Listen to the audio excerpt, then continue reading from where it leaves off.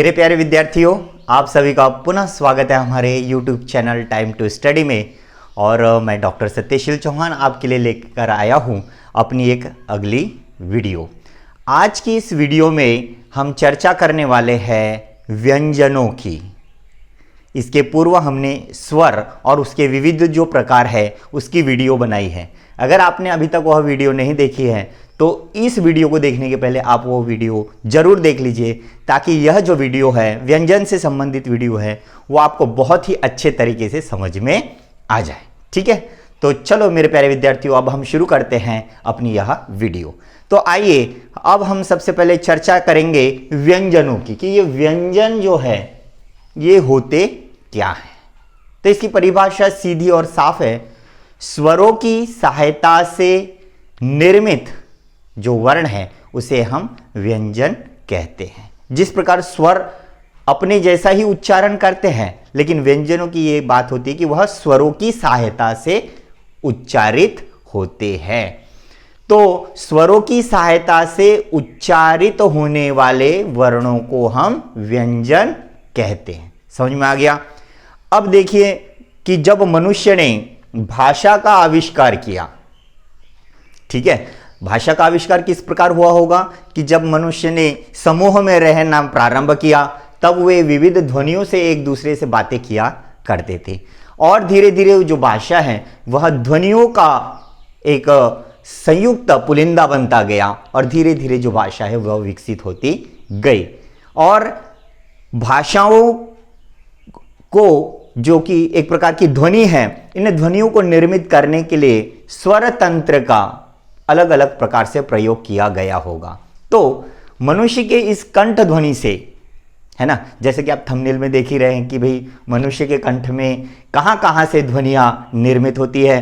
कुछ सीधे बिना किसी मुंह के पार्ट के भाग को स्पर्श करते हुए बाहर आती हैं, तो कुछ ध्वनियां होठों के स्पर्श से निर्मित होती है, कुछ दांतों के स्पर्श से निर्मित होती है, तो कुछ मूर्धा यानी जीभ के ऊपर का जो भाग है वहां से निर्मित होती है, कुछ तालु से निर्मित होती है। तो मेरे प्यारे विद्यार्थियों, आज हम इन विविध ध्वनियों का, जिसे कि हम व्यंजन कहते हैं, आज हम चर्चा करने जा रहे हैं।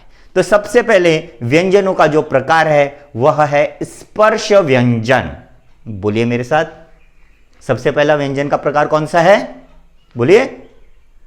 बिल्कुल सही, स्पर्श व्यंजन। अब स्पर्श व्यंजन का अर्थ ही है कि जो जीभ है वह कहीं ना कहीं से मुंह के जो ध्वनि तंत्र है उसको, ध्वनियों को निर्माण करने के लिए कहीं ना कहीं से वह स्पर्श करती है।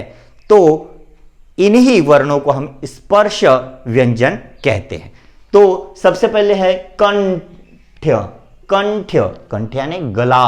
कंठ यानी क्या होता है? गला। जो गले से सीधी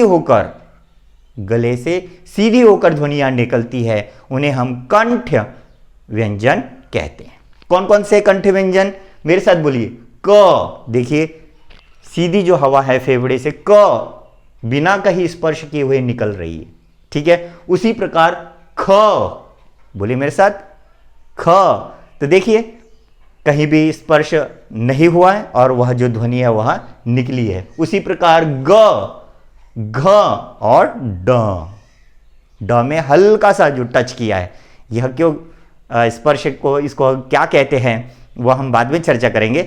तो इस प्रकार से कंठ, जो ध्वनियां कंठ से निकलती है, जो वर्ण कंठों द्वारा ध्वनि निर्गमित होती है उसे हम कंठ वर्ण कहते हैं। तो गले से निकलने वाली जो ध्वनि है वह कौन कौन सी है? क, ख, ग, घ, ड। ठीक है। अब आइए तालव्य। तालव्य यानी क्या होता है कि तालू, ठीक है। बोलते हैं ना हम खाते खाते अरे तालू जल गई, तो जीभ के नीचे का भाग उसे हम कहते हैं तालू। तो च, छ, ज, झ और य, ठीक है। च, छ, ज, झ और य, यह तालव्य स्वर, क्योंकि यह मुंह के जो तालू वाला भाग है उससे स्पर्श होकर निकलती है, इसलिए इसे तालव्य व्यंजन कहते हैं। उसी प्रकार मूर्धन्य, मूर्धन्य ने जीभ के ऊपर का जो भाग है, देखिए यह जो, जब आप यह जो वर्ण है, यह जो व्यंजन है, इनका स्पर्श करेंगे तो जीभ के ऊपर हल्का सा जो जीभ है वह स्पर्श करती है और यह ध्वनियां निकलती है। तो देखिए बोलिए मेरे साथ, ट, बोलिए, ठीक है ना, थोड़ी सी स्पर्श हुई कि नहीं? फिर से एक बार बोलिए,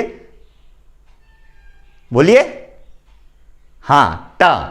तो जो ध्वनि है, जीभ है, वह जो मूर्धा है उसे हल्का सा स्पर्श करती है और यह ध्वनि निकलती है। तो कौन कौन सी आती है? ट, ठ, ड, ढ, न।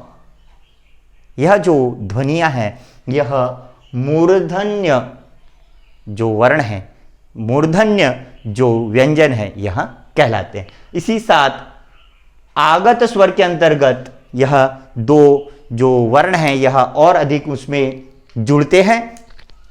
इसमें है ड और ढ, ड और ढ। इसका भी जो उच्चारण है यह होता है, यह आगत स्वर है। यह आगत स्वर क्या है, हम थोड़ी देर के बाद डिस्कस करेंगे। उसी प्रकार दंत्य, तो विविध जो ध्वनियां है जो मनुष्य के स्वर तंत्र से निकलती है, उसमें दांतों का भी बड़ा महत्व है। आपने देखा होगा कि छोटा बच्चा जिसे दांत नहीं आता तो वह तुतलाता है, स्वरों का उच्चारण तो करता है लेकिन स्पष्ट हो पाता है क्या? नहीं। उसके तुतलाने पर हमें हंसी आती है, लेकिन वो वैसी ध्वनि क्यों निकालता होगा? क्योंकि उसके दांत आने के रहते हैं। तो दांतों से उच्चारित होने वाली जो ध्वनियां वो कभी निकाल नहीं पाता, या वो निकालने की कोशिश भले करे लेकिन नहीं निकाल सकता। तो कुछ जो ध्वनियां हैं, वर्ण है, वह दंतव्य है। क्यों? क्योंकि वह दांतों को स्पर्श करते हुए निकलती है। अब कौन कौन से दंतव्य वर्ण हैं? तो आइए मेरे साथ बोलिए। त, देखिए जीभ ने दांतों को स्पर्श किया है, बोलिए त। किया? आप बोलते नहीं हैं, बस आप बोलेंगे तो आपको ये बहुत अच्छे तरीके से समझेगी।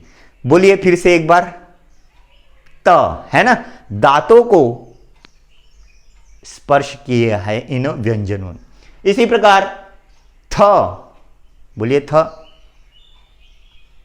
किया दांत को टच? नहीं किया तो उच्चारण आपका गलत हो जाएगा, ठीक है। उसी प्रकार द, ध और न। देखिए इस प्रकार से दांतों को स्पर्श करने वाले जो वर्ण हैं, यह दंत्य वर्ण कहलाते हैं। इसी प्रकार से एक महत्वपूर्ण बात ध्यान रखिए कि हमारे स्वर तंत्र में होठों का भी बड़ा महत्व है। उन ध्वनियों को उच्चारण करने में होठों का अत्यधिक महत्व होता है। उसे हम ओष्ठ वर्ण कहते हैं, ओष्ठ व्यंजन कहते हैं। अब ओष्ठ व्यंजन में कौन कौन से आते हैं? प, देखिए उच्चारण कीजिए, प, बोलिए मेरे साथ, प। तो यह जो होठ है यह आपस में चिपक कर छूटते हैं। यह ध्वनि जो है प, जो स्वर है उसको दबाती है और झटके से छोड़ती है। तो यह ओष्ठ हुआ, क्योंकि इनका उच्चारण ओठों के स्पर्श से होता है। प, फ, ब, भ और म। प, फ, ब, भ और म, यह कौन से व्यंजन कहलाते हैं? ओष्ठ व्यंजन कहलाते हैं, क्योंकि इनका उच्चारण किससे हो रहा है? होठों के स्पर्श से हो रहा है। उसी प्रकार द्विगुण स्वर, द्विगुण स्वर जो कि मूर्धन्य जो श्रेणी है उसके अंतर्गत आते हैं। अब मूर्धन्य जो स्वर है इसके अंतर्गत आते हैं। यह आगत व्यंजन है। क्या होता है कि भाषा का प्रभाव अन्य भाषाओं के प्रभाव में आने से उसमें नई नई ध्वनियाँ निर्मित होती है। जैसे कि आपको मालूम है भारत एक ऐसा प्रदेश है जिसमें विविध बाहर के लोगों ने आकर शासन किया, चाहे वह उर्दू भाषी हो, चाहे वह इंग्लिश हो, इन सब का हिंदी पर प्रभाव पड़ा है। तो उनके जो उच्चारण है, उनके उच्चारणों हेतु यह आगत स्वर एवं व्यंजन दोनों जो है यह हिंदी भाषा में सम्मिलित हुए हैं। तो ड और ढ ये जो है इन्हें हम आगत व्यंजन या द्विगुण व्यंजन कहते हैं। द्विगुण यानी दो गुण वाला। तो इस प्रकार से यह स्पर्श जो व्यंजन है यह कुल मिलाकर 27 हुए हैं। ठीक है, तो इसी प्रकार स्पर्श मतलब ध्वनि निर्माण करने हेतु मुंह के विभिन्न भागों को स्पर्श करके ध्वनियां जो है यह निकलती है, स्पर्श करना पड़ता है और ये ध्वनियां निकलती है, इसे हम स्पर्श व्यंजन कहते हैं। ठीक है, अब आइए व्यंजनों का जो दूसरा प्रकार है अंतस्थ, यानी अपने ही अंदर। अंतस्थ का मतलब अंतःकरण बड़ा दुखी हुआ बोलते, अंतःकरण है अंतर से, अंदर से।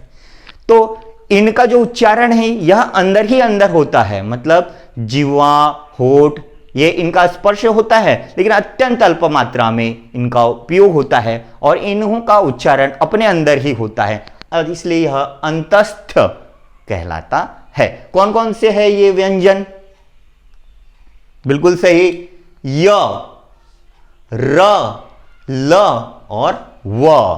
फिर से बोलिए एक बार, बोलिए बोलिए बोलिए, शर्माइए मत, आप शर्माते बहुत हैं।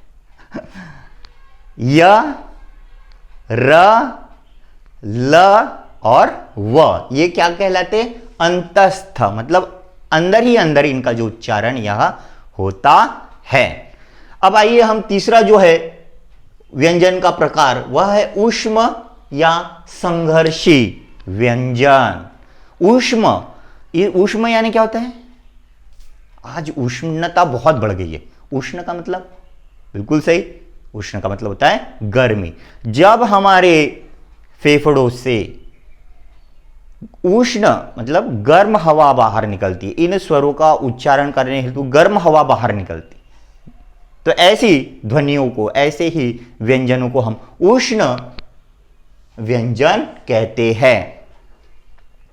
स्पर्श देखिए कैसे गर्मी का एहसास होता है आपको। ठीक है, देखिए श, बोलिए, है ना, गर्मी महसूस हो रही है। ऊष्म श, श, स और ह, इसमें गर्म हवा बाहर निकल रही है। एक जो गर्माहट है वह महसूस होती है।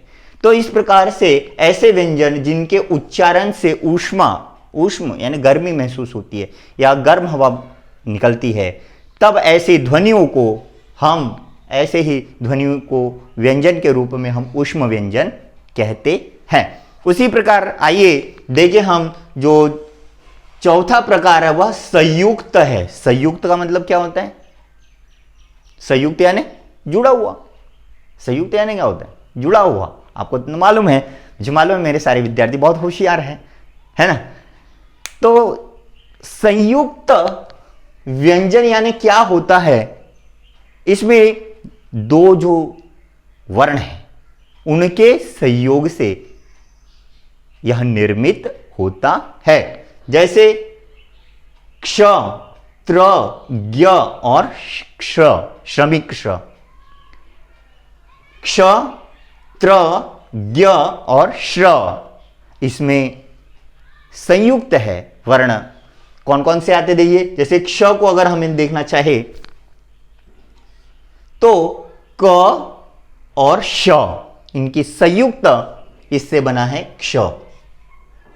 उसी प्रकार त और र, इनके संयुक्त ता से बना हुआ है त्र। उसी प्रकार ज और इय, इनके संयुक्तता से बना है ज्ञ। उसी प्रकार श और र, उन्हीं के संयुक्त रूप से बना है श्र।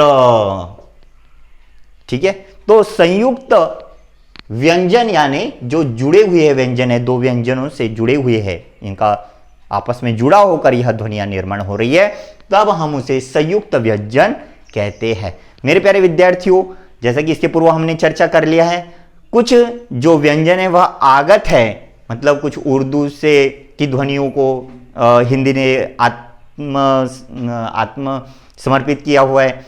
उसी प्रकार अंग्रेजी के वर्ड है, फ्रांसीसी वर्ड है, फारसी शब्द है। इन सब के उच्चारण की सुविधा के लिए आगत स्वरों का जो प्रयोग है वह किया जाता है। इन्हें हम आगत कहते हैं। आगत यानी बाहर से आना, आगत यानी बाहर से आए हुए ध्वनियाँ।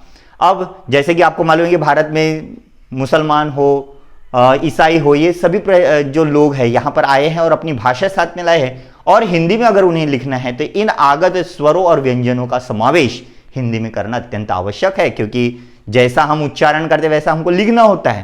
तो ज और फ, यह जो वर्ण है यह हिंदी में आगत वर्ण या व्यंजन है। विद्यार्थियों, आज इतना ही रखते हैं, नेक्स्ट वीडियो का इंतजार कीजिए, हम जल्दी ही बनाने वाले हैं। और अगर अभी तक आपने हमारे चैनल को सब्सक्राइब नहीं किया है तो प्लीज़ कर लीजिए। Thank you.